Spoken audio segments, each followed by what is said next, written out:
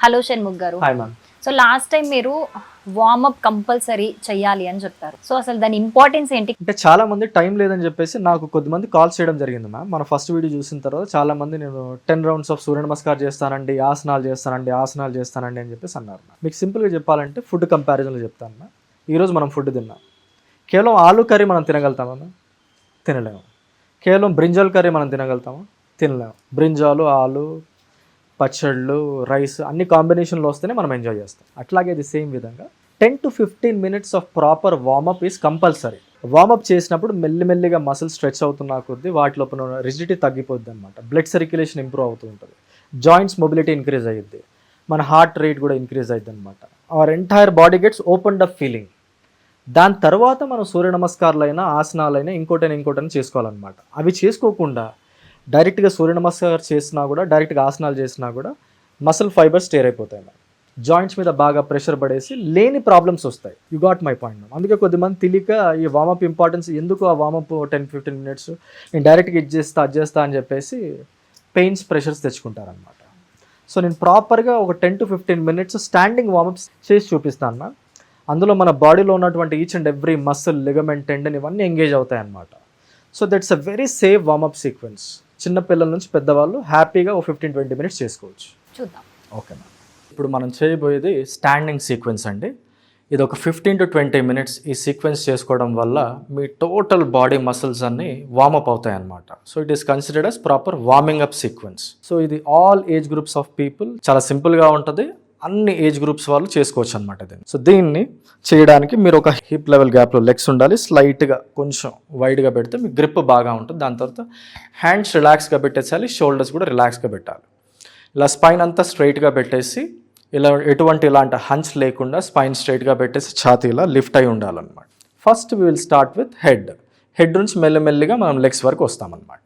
సాధ్యమైనంత వరకు హెడ్ని ఇలా బెండ్ చేయాలి. సైడ్ వేస్ బెండింగ్ 10 times చేసే ప్రయత్నం చేయాలి. ఇలా ఈచ్ సైడ్ 10 times మెల్లగా బెండ్ చేస్తూ ఉన్నప్పుడు ఒక 5 times 6 times దాటిన తర్వాత 7th 8th టైం నుండి ఈ స్ట్రెచ్చింగ్ ఇంప్రూవ్ అవుతున్నట్టు మీరు ఫీల్ అవ్వచ్చు అనమాట. మొత్తం మీ సైడ్ నెక్ మసిల్స్ అన్నీ, షోల్డర్ మసిల్స్ అన్నీ స్ట్రెంగ్తన్ అయిపోతాయి ఇందులో. Very simple practice. ఎగ్జాక్ట్లీ సైడ్స్లోనే బెండ్ చేయాలి, ఇలా బెండ్ చేయకూడదు అనమాట. చూసుకోవాలి ఎగ్జాక్ట్ ఫేస్ ఎప్పుడు స్టేబుల్గా ఉండాలి. మెల్లిగా మీ చెవి వచ్చేసి మీ షోల్డర్కి టచ్ అవుతున్నట్టు ఫీల్ అవ్వాలన్నమాట. లోపల ఉన్నటువంటి మీ సర్వైకల్ స్పైన్ బాగా స్ట్రెంగ్తన్ అయ్యిద్ది ఈ సింపుల్ ప్రాక్టీస్ వల్ల. లాస్ట్ టైం వచ్చేసి ఒక 5 counts హోల్డ్ చేయాలన్నమాట. To strengthen the muscles, side neck మసిల్స్ని స్ట్రెంగ్తన్ చేసుకోవడానికి హోల్డ్ చేయాలి. 1 2 3 4 5. Other side 1 2 3 4 5. Centre. Second variation వచ్చేసి సాధ్యమైనంత వరకు హెడ్ని ఇలా టర్న్ చేయాలి. మీ చిన్ వచ్చేసి మీ షోల్డర్ లెవెల్లో వచ్చేలాగా ట్విస్ట్ చేయాలి. మెల్లిగా లెఫ్ట్ సైడ్, రైట్ సైడ్. ఇలా బాగా ట్విస్ట్ చేయడం వల్ల మీ హోల్ నెక్ రీజ్ని సపుల్ ఫ్యాట్స్ అన్నీ రెడ్యూస్ అయిపోయి మీ నెక్ మంచి షేప్కి వస్తుంది. రైట్ సైడ్ ఇలాగా లెఫ్ట్, స్లోలీ రైట్, లెఫ్ట్. ఇలా ఈచ్ సైడ్ మెల్లిగా 10 times సాధ్యమైనంత వరకు ట్విస్ట్ చేస్తూ ఉండాలన్నమాట. లోపల వచ్చేసి మీ సర్వైకల్ స్పైన్ అంతా బాగా ఫ్లెక్సిబుల్ అయిపోయింది. మెల్లిగా 10 times చేసిన తర్వాత సెంటర్. ఇది చాలా ఇంపార్టెంట్ వేరియేషన్. గాలి పీలుస్తూ సాధ్యమైనంత వరకు మీ హెడ్ని పైకి రేస్ చేయాలి. ఇలా మెల్లిగా గాలి వదిలేస్తూ హెడ్ని ఇలా కిందికి తీసుకురావాలి. గాలి పీలుస్తూ పైకి, గాలి వదిలేస్తూ మెల్లిగా కిందికి. సాధ్యమైనంత వరకు మీ థ్రోట్ రీజన్ని బాగా స్ట్రెచ్ చేయాలన్నమాట. మీ థైరాయిడ్ గ్లాండ్ ఫంక్షనింగ్ కూడా ఇంప్రూవ్ అవుతుంది. గాలి పీలుస్తూ మెల్లిగా గాలి వదిలేస్తూ మీ సర్వైకల్ రీజన్ మీద బాగా ప్రెషర్ పడిద్ది అనమాట. In yoga it is said that 1 time backward bending equals to 100 times forward bending అనమాట. ఒక్కసారి బ్యాక్వర్డ్ బెండింగ్ ప్రాపర్గా చేస్తే ఆ రోజుకి మనం 100 times ఇలా బెండ్ చేసినా కూడా మన సర్వైకల్ రీజన్ ఫ్లెక్సిబుల్గా ఉంటుంది, బ్యాలెన్స్డ్గా ఉంటుంది అనమాట. Last time holding 1 2 3 4 5. ఎక్సేల్. మొత్తం మీ సర్వైకల్ మసిల్స్ని స్ట్రెచ్ చేయాలి. 5 counts 1 2 3 4 5. మన నెక్ వచ్చేసరికి only we have got 3 stretches అండి. ఇలా సైడ్ వర్డ్ చేయడం వల్ల మీ సర్వైకల్ మసిల్స్ అన్నీ స్ట్రెంగ్తన్ అవుతాయి. మెల్లిగా ఇలా ట్విస్ట్ చేయడం వల్ల లోపల స్పైనల్ కాలమ్, మీ సర్వైకల్ స్పైన్ ఫ్లెక్సిబుల్ అయ్యింది. గాలి పిలుస్తూ హెడ్ పైకి రేస్ చేయడం వల్ల నెక్ ఇంబ్యాలెన్స్, సర్వైకల్ ఇంబ్యాలెన్స్ అన్నీ సెట్ అయిపోతాయి అన్నమాట. సో చాలామంది తెలియక ఇలా హెడ్ రొటేషన్ చేస్తూ ఉంటారనమాట. In the name of exercise clockwise, anticlockwise ఇట్లా చేస్తూ ఉంటారనమాట. ఇది చేయకూడదు. ఇది very very wrong movement. Head rotation చేయడం వల్ల ఇట్లాగా రెగ్యులర్గా చేయడం వల్ల it is like inviting neck pain in future. మన హెడ్ వచ్చేసి ఒక 5 kgs వెయిట్ ఉంటుంది అనమాట. దీని కింద ఉండే అట్లస్ అండ్ ఆల్టిస్ బోన్స్ చాలా చిన్న బోన్స్ అనమాట. It leads to rupture. Okay, so never ever do head rotation practices. ఇది ఒకటి మీరు దృష్టిలో పెట్టుకోవాలి. Now both hands rotation. So చాలామంది హ్యాండ్ రొటేషన్ అనగానే ఇలా రొటేట్ చేస్తూ ఉంటారనమాట. అది జస్ట్ జాయింట్ వరకే వస్తుంది ఆ ప్రెషర్. అలా కాకుండా మీ మసిల్స్ అన్నీ ఎంగేజ్ అవ్వాలి, మీ ఛాతీ మసిల్స్ ఎంగేజ్ అవ్వాలి, shoulder blades, shoulder muscles engage అవ్వాలంటే ఈ ఫింగర్స్ వచ్చేసి ఇలా స్ప్రెడ్ చేయాలి. రిలాక్స్గా కాకుండా ఇలా ఫింగర్స్ని బాగా స్ప్రెడ్ చేసేసి బాగా స్ట్రెంగ్తెన్ చేయాలి. ఇలా ఎల్బోస్ని కూడా స్ట్రైట్గా పెట్టేసి బిగ్ రొటేషన్ 10 times. ఇలా చేసినప్పుడు మొత్తం మీ మసిల్స్ అన్నీ ఎంగేజ్ అవుతాయి ప్రాక్టీస్లో. ఇలా 3, గాలి పీలుస్తూ హ్యాండ్స్ రైజ్ చేయాలి. Other side 1, 2, 3. ఇది ప్రాపర్గా 10 times చేసేసరికి బాడీ అంతా టైర్డ్ అయిపోయిన ఫీలింగ్ వచ్చేస్తుంది అనమాట. ఎందుకంటే మనం మసిల్స్ని ఎంగేజ్ చేస్తున్నాం కాబట్టి. కొంచెం గ్యాప్ ఇంక్రీజ్ చేయాలి. ఒక 30 centimetersకి కొంచెం వెడల్పుగా పెట్టేసి 2 hands మీ ఛాతీకి ఎదురుగా ఇలా పెట్టాలన్నమాట. కటి చక్రాసన, ట్విస్టింగ్. దీంట్లో మొత్తం మీ స్పైనల్ కాలమ్ అంతా వార్మప్ అయిపోయిద్ది. మీ abdominal region, organs functioning improve అయ్యిద్ది అనమాట. టోటల్ 20 times చేసే ప్రయత్నం చేయాలి. Direct left and right movements ఇట్లాగా. Right, left, 3, 4, 5.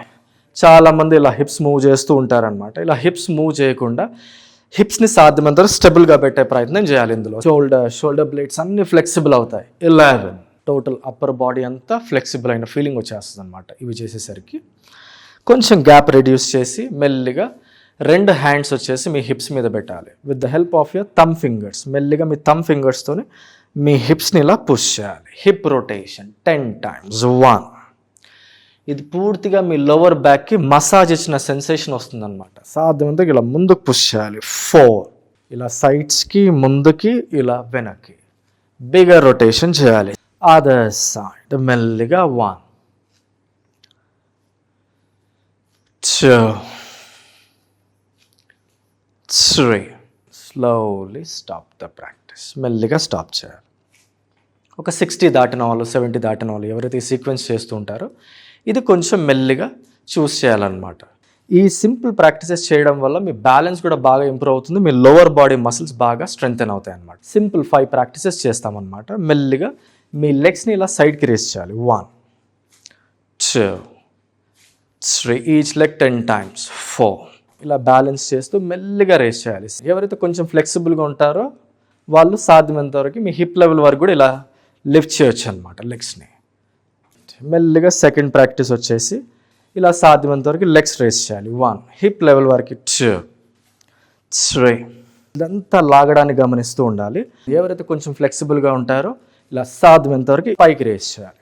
థర్డ్ వేరియేషన్ వచ్చి బాగా సింపుల్ ప్రాక్టీస్. మీ హీల్స్ని టచ్ చేయాలి. 1, బటక్స్కి ఇలా 3. మీ లోవర్ బ్యాక్ మసిల్స్ని స్ట్రెచ్ చేస్తూ సాధ్యమైనంత వరకు మీ నీస్ని మీ ఛాతి వరకు తీసుకొచ్చే ప్రయత్నం చేయాలి. Third practice. 1, 2, 3. ఈ 5th ప్రాక్టీస్ చాలా చాలా ఇంపార్టెంట్.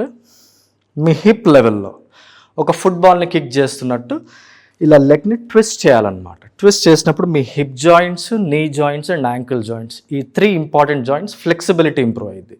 ఇలా మీ హిప్ లెవెల్లో ఒక ఫుట్బాల్ ఉందనుకోండి, ఫుట్బాల్ని ఇలా టచ్ చేయాలి.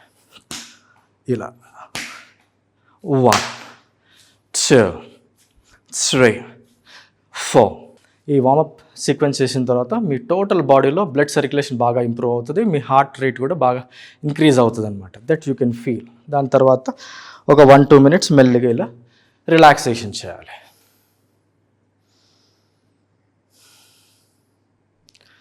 నా బ్రీతింగ్ గమనిస్తే చూడండి, ఫాస్ట్గా ఇన్హలేషన్స్ అండ్ ఫాస్ట్ ఎగ్జలేషన్స్ అవుతూ ఉన్నాయి.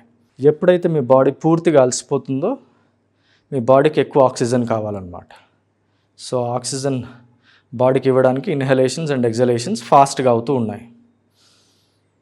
ఒక ఫ్యూ సెకండ్స్లో మీ బ్రీతింగ్ వచ్చేసి నార్మల్ అయిపోయింది. సో ఈ standing sequence very very simple sequence అండి. ఇర్రెస్పెక్టివ్ ఆఫ్ ఆల్ ఏజెస్ అందరూ చేసుకునే సింపుల్ ప్రాక్టీస్. Thank you.